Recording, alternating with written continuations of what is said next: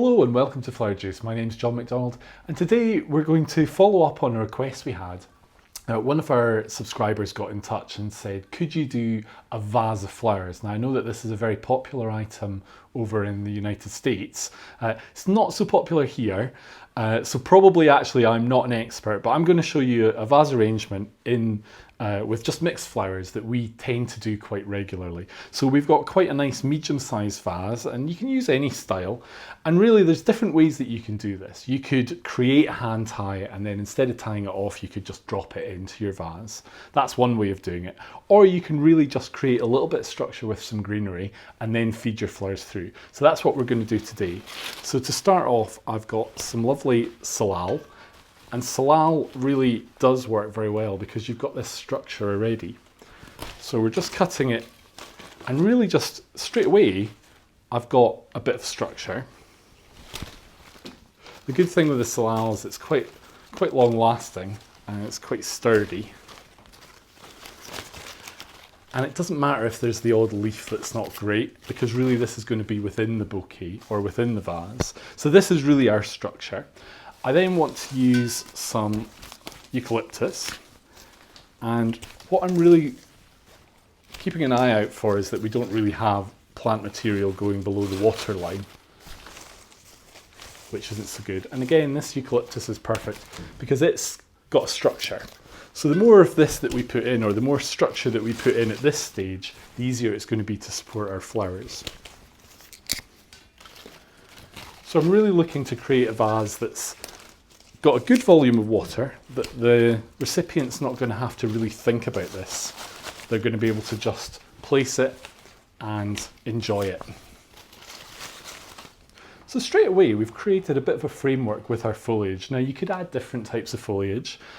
We've really just got the two here, but I want to add a little bit of hypericum.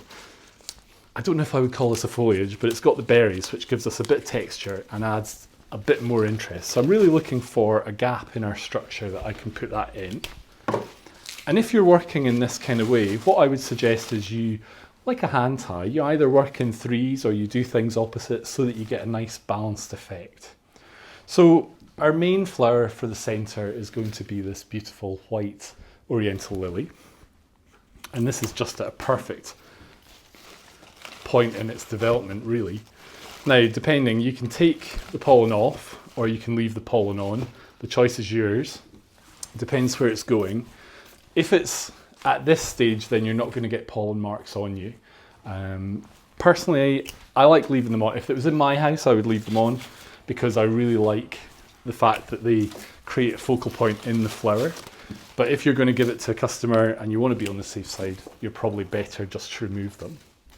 So I'm adding some solidago, or goldenrod. And again, this is just taking some colour into our arrangement. And I also have some beautiful snapdragons. So I'm really just removing any leaves that I think are going to go down and get into the water and become a problem. So I've put that in. So really this is going to be our highest point, and then we're going to have our other flowers coming from that. So just by using that placement is going to make it look balanced.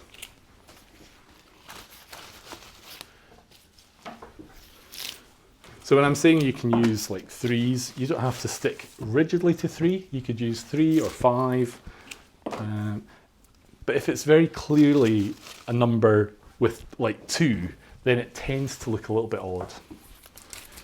So I'm going to add just a few of these lovely green carnations, which I think is just a beautiful colour to go with our lemons and our whites.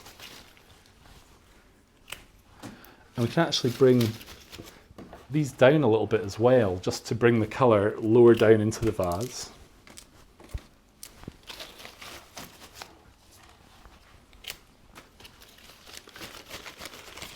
So you could really make this if you got some flowers from a supermarket as a base, and then get into the garden and get some nice foliage and really just create something that's got much more interest. Now I wouldn't throw these away, I would keep all these little bits for another arrangement. And to finish off, I've got some beautiful roses, some white roses, and this is a large head white rose. So really now I'm looking for where there's gaps. that need another flower. And again, I want to put these in a kind of balanced way. So we can have one up, we can have one down, we can kind of work our way around like that. So we're really just looking for the flowers to be spaced throughout the vase and for it to look good from every angle or from every side. And if you've got one that's maybe more of a bud, you could go more into the middle and sit that in with your lily. And just to finish, I've got some lovely craspedia, which I love because they're just fun, and we can just pop them in to add a little bit of fun.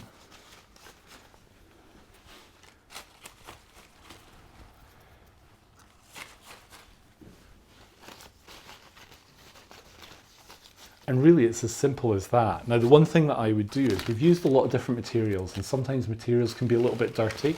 So what I would do is I would give it a little bit of a wash off and get a vase with clean water with flower food and transfer that over. Already you can see that there are some pieces there. So this spoils the look of the vase.